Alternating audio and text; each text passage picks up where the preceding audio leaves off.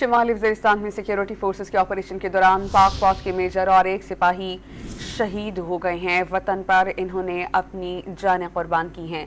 29 سالہ میجر عامر عزیر کا تعلق سرگودا سے تھا۔ سیکیورٹی فورسز کا میران شاہ میں آپریشن جاری تھا۔ اس پر ہم بات کریں گے بیورو چیف اسلام آباد ڈان نیوز افتخار شرازی صاحب سے۔ افتخار شرازی صاحب بتائیے گا کیا اپڈیٹس ہے اس سے متعلق آئی ایس پی آر کے جاری کردہ بیان کے مطابق؟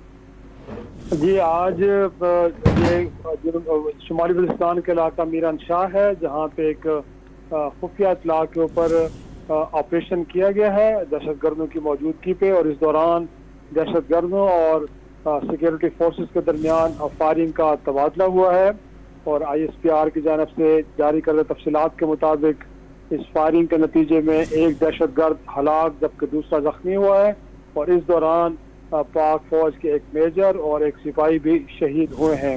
تو یہ تازہ ترین اطلاعات پہنچی ہیں میران شاہ سے، جہاں پہ دہشت گردوں کے ساتھ فائرنگ کے تبادلے میں ایک میجر اور ایک سپاہی شہید جبکہ اس دوران ایک دہشت گرد ہلاک اور ایک کو زخمی کر دیا گیا ہے، اور علاقے کو اس بنیاد پہ کہ کہیں اور دہشت گرد موجود تو نہیں ہے کلیئر کیا جا رہا ہے، اور ابھی تک آپریشن جاری ہے وہاں پہ۔ جی بہت شکریہ افتخار شرازی صاحب۔